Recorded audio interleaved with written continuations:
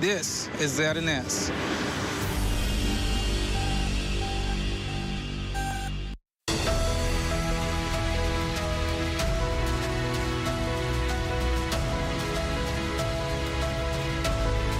And welcome to this first press conference related to the government's response to Hurricane Melissa. My name is Dominique Martin. I'm the Acting Managing Director at the Disaster Risk Management Authority with responsibility for NGO relations, communications, and resource mobilization.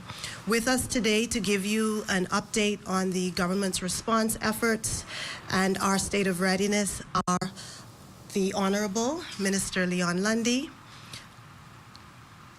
Managing Director of the Disaster Risk Management Authority, Aaron Sargent, and the Deputy Director of the Bahamas Department of Meteorology, Mr. Jeffrey Green. So to begin with remarks, we'll begin with Director Green, who will give us the latest from the Bahamas Department of Meteorology. Good evening, everyone. This is alert number 1 on Hurricane Melissa, issued by the Bahamas Department of Meteorology at 6 p.m. today. Hurricane Melissa resumes intensification. Life-threatening and catastrophic flash flooding and landslides expected in portions of Jamaica and southern Hispaniola through midweek, with hurricane-force winds likely to begin tomorrow. A hurricane alert is now in effect for the central and southeast Bahamas and the Turks and Caicos Islands. This includes the islands of Exuma and its keys, Long Island, San Salvador, Cat Island, Auckland, Crooked Island, Long Key, Maguana, Inagua, and the Turks and Caicos Islands. A hurricane alert means that hurricane conditions could be experienced within the mentioned islands within 60 hours. At 5 p.m. Eastern Daylight Time, the center of Hurricane Melissa was located near latitude 16.4 degrees north and longitude 77.2 degrees west, or about 370 miles southwest of Duncantown, Ragged Island, 380 miles southwest of Machutown, Inagua, 450 miles southwest of Salina Point, Auckland, 478 miles southwest of Providenciales, Turks and Caicos Islands, and 482 miles southwest of Maguana, and 602 miles south of New Providence. Hurricane Melissa is moving towards the west, near 5 miles an hour. This motion is expected to continue this evening. A slow westward motion is expected tonight, followed by a turn to the north and northeast on Monday and Tuesday. On this forecast track, the center of Melissa is expected to move near or over Jamaica on Tuesday, across southeastern Cuba Tuesday night, and across the southeast Bahamas on Wednesday. Maximum sustained winds have increased to near 145 miles an hour with higher gusts. Melissa is a Category 4 hurricane on the Saffir-Simpson hurricane wind scale. Additional intensification is expected over the next day or so, followed by fluctuations. Melissa is expected to be a powerful major hurricane when in Jamaica on Monday night or Tuesday morning, and southeastern Cuba late Tuesday. Hurricane force winds extend outward up to 30 miles from the center, and tropical storm force winds extend outward up to 205 miles from the center. Residents in the central and southeast Bahamas and the Turks and Caicos Islands should prepare for the possibility of hurricane or tropical storm conditions beginning late Tuesday or early Wednesday morning. Residents in the northern and northwest Bahamas should closely monitor Hurricane Melissa should it continue to move across the forecast track that could bring tropical storm and hurricane conditions to the southwest islands and the southeast Bahamas, including the Turks and Caicos, beginning Tuesday, and the rest of the southeast and central islands on Wednesday through Thursday. However, the magnitude of the potential impacts depends on the intensity of Melissa as it approaches the Bahamas. Melissa is forecast to interact with major mountainous regions in Jamaica and Cuba and Hispaniola, and could potentially weaken the system slightly as it nears the southeast and central Bahamas late Tuesday and Wednesday. Residents in the southeast and central Bahamas, as well as the Turks and Caicos Islands, should brace themselves for prolonged periods of heavy rainfall that will lead to severe flooding, strong winds, and coastal inundation beginning Tuesday, should Melissa forecast track hold. So this basically is saying that we need to prepare. It's a very strong storm, and as it reached the Bahamas, we still expect it to be at least a Category 3, which can be very harmful to our island. So please make preparations now before the storm reaches your island. Thank you. Thank you, Director Green. We now invite the Minister with responsibility for disaster risk management, the Honorable Leon Lundy, to give additional information on the state of readiness. Thank you. Good afternoon, ladies and gentlemen, members of the press, and to all Bahamians and residents tuning in across our islands. At this hour, Hurricane Melissa has been battering Jamaica for more than a day, bringing relentless rain, strong winds, and dangerous seas, while severe weather now extends to parts of Hispaniola. It is forecasted to move across sections of Cuba and then toward the southern islands of the Bahamas before reaching the Turks and Caicos Island. Our thoughts and prayers are with our Caribbean brothers and sisters who are already feeling the effects of this dangerous storm. We stand in full solidarity with them, and we are mindful that the same system will begin to influence our own islands in the coming days. For many Bahamians, the word hurricane and the idea of a slow-moving system stir painful memories of Hurricane Dorian. We remember the destruction, the flooding, and the heartbreak that came along with it. That is why we take Hurricane Melissa seriously, because we understand the risks and we know the cost of underestimating a storm of this nature. There's no need for alarm, but right now, preparation should be everyone's focus. The government of the Bahamas is fully engaged and mobilized. All relevant agencies, including the Disaster Risk Management Authority, are working in close coordination. Teams are on alert, resources are being positioned, and communities are being briefed. We are carefully weighing the possibility of evacuations in the southern region, as current forecasts make that increasingly likely. Any decision will be made with careful consideration, guided by expert advice, and with the single purpose of protecting lives. Let me assure the Bahamian people, your government is working, your systems are active, and your safety remains our top priority. We have faced a long and demanding hurricane season, and each storm has strengthened our response network, and today, that network stands ready. But preparedness is not only the work of the government. It begins with each of us. I urge everyone to stay alert, stay informed, and stay connected to the official channels. Follow the advisories from the Disaster Risk Management Authority and the Department of Met. Do not rely on rumors or unofficial reports. Again, I repeat, do not rely on rumors or unofficial reports. This is the time to get storm ready. Check your supplies, secure your property, ensure that your family knows your plan, and look out for your neighbors, especially the elderly and the most vulnerable amongst us. We cannot control the path of Hurricane Melissa, but we can control our level of preparedness. Calm vigilance and collective responsibility are the keys to keeping our nation safe. The strength of the Bahamas has always been the strength of its people, united, disciplined, and resilient in the face of every challenge. Together, we will once again demonstrate this strength. May God protect our islands and keep our people safe, and may He continue to bless the Commonwealth of the Bahamas. Thank you. Thank you, Minister. We now invite Director Sargent.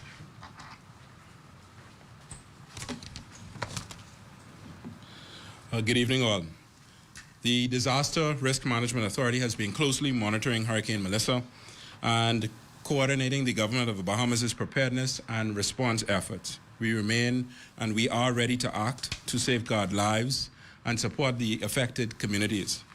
The Prime Minister, his cabinet, senior members of his cabinet, leader of the opposition, and opposition members have all been fully briefed and are actively engaged in the national response through the coordination work of the authority.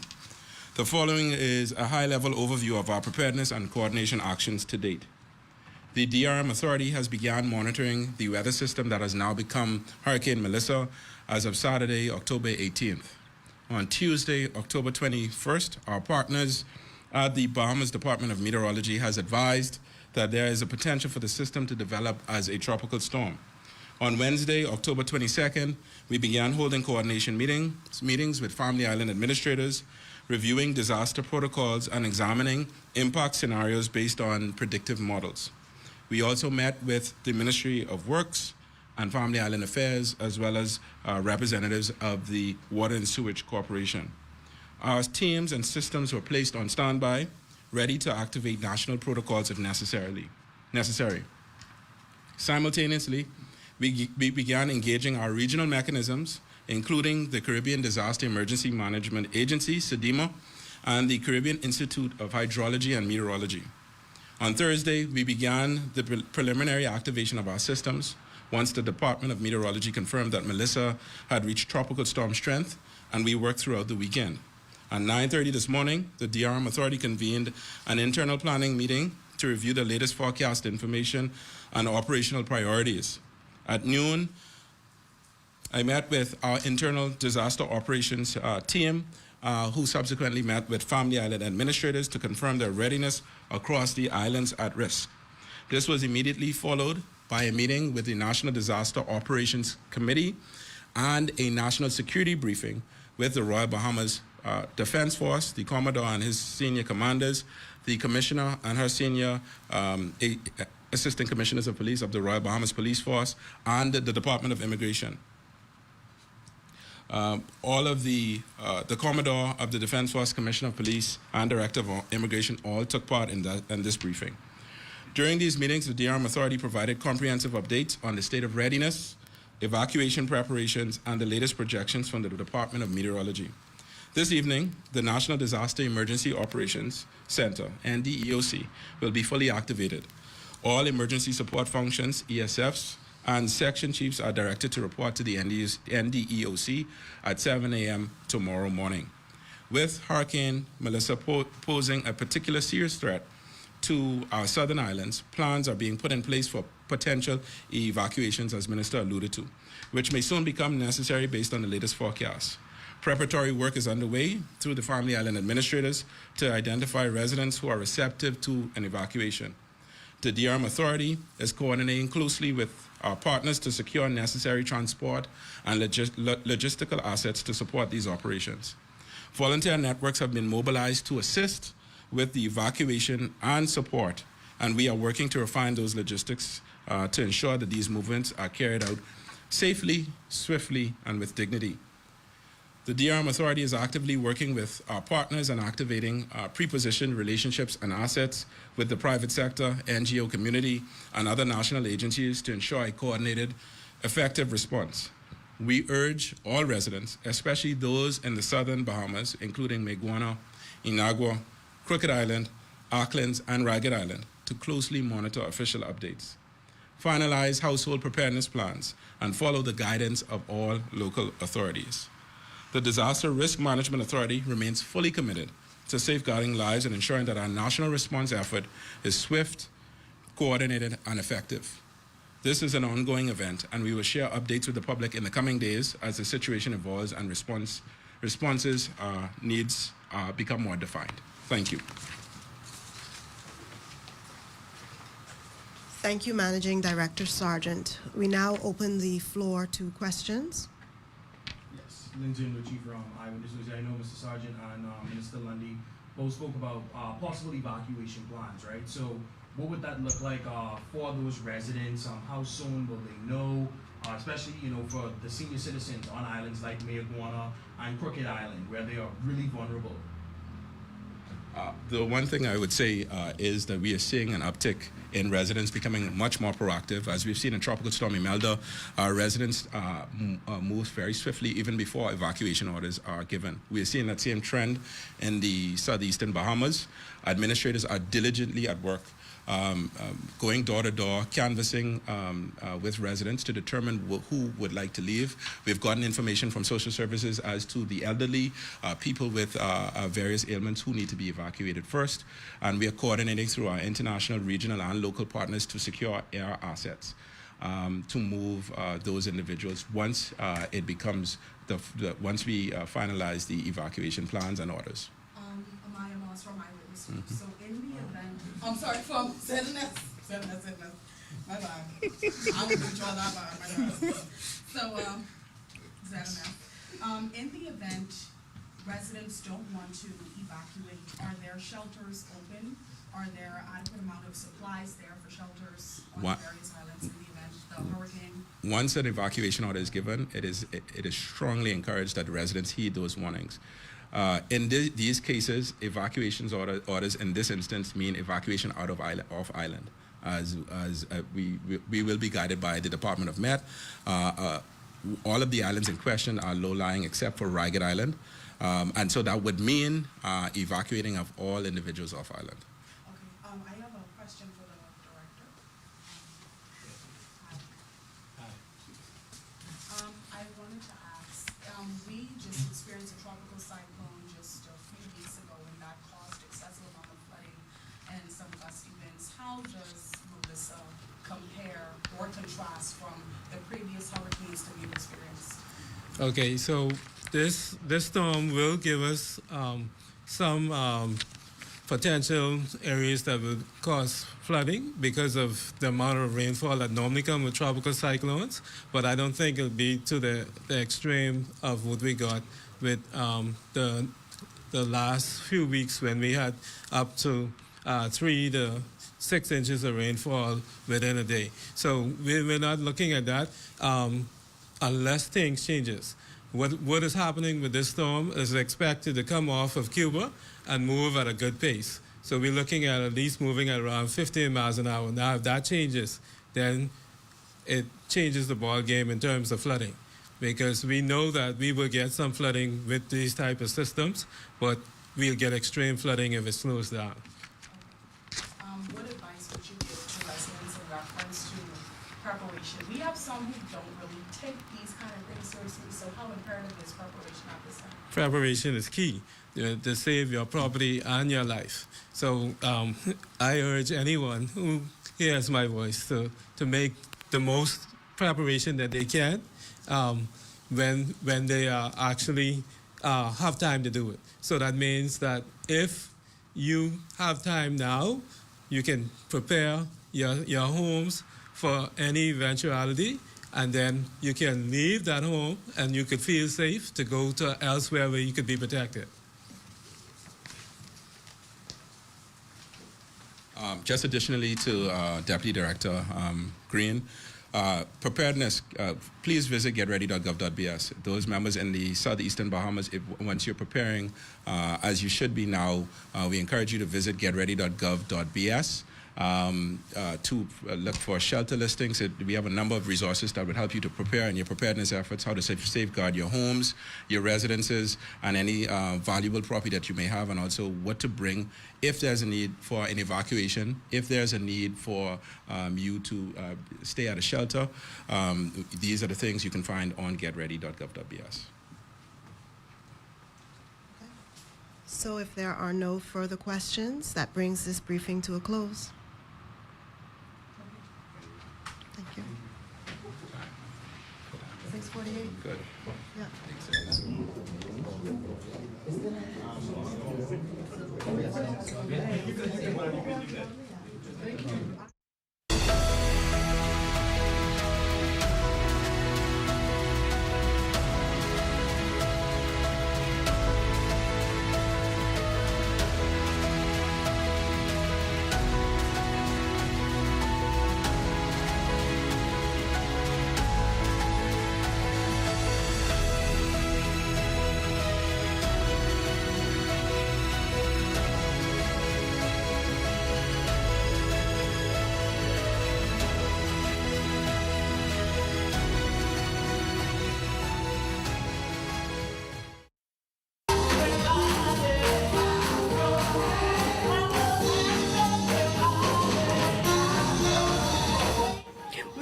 elated to have the National Insurance Board celebrate in service with us this morning. It is always a pleasure to be in a cathedral where multiple blessings flow. Thank you, workers, for staying committed to your task simply because you know who you are. You are peculiar. You're different. And we are truly grateful to join in this worship.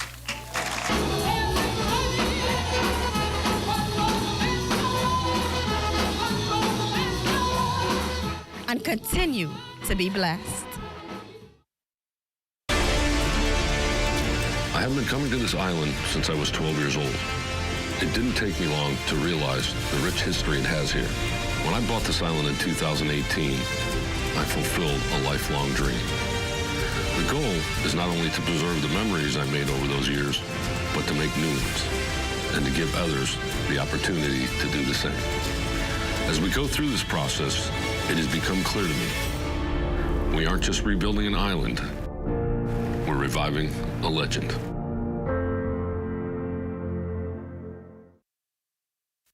Breast cancer is the leading cause of cancer deaths in the Bahamas and in Bahamian women. At present, we are unable to prevent breast cancer, but performing screening mammograms can detect breast cancer at its earliest when there are no symptoms and when it is more likely to be treated successfully. All women should have a primary health care provider who is aware of their medical history, family history, and risk factors. Women 40 to 45 years can choose whether to start screening in consultation with their physician. All women 45 to 54 years should have an annual mammogram. Women older than 55 years can have a yearly mammogram or choose to have one every 2 years. Monthly breast self-exams in conjunction with the mammogram can increase the odds of early detection. Be proactive about your health.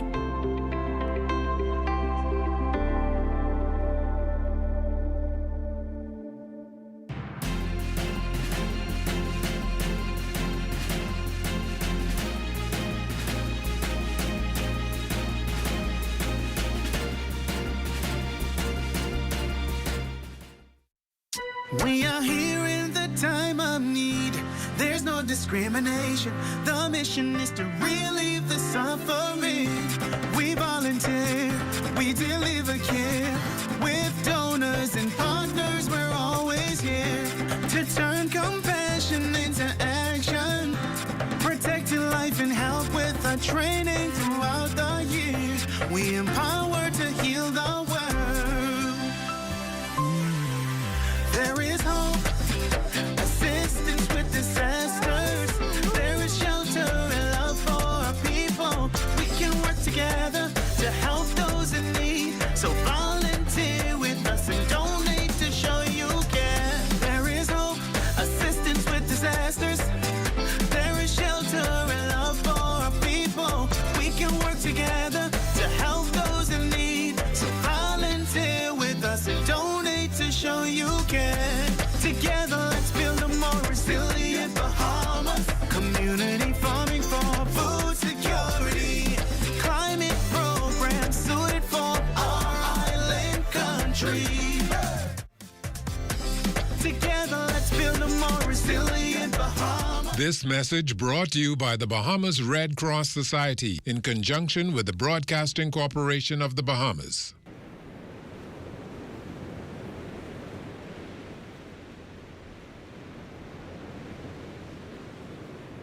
Who's gonna fill that shoes? Who's gonna stand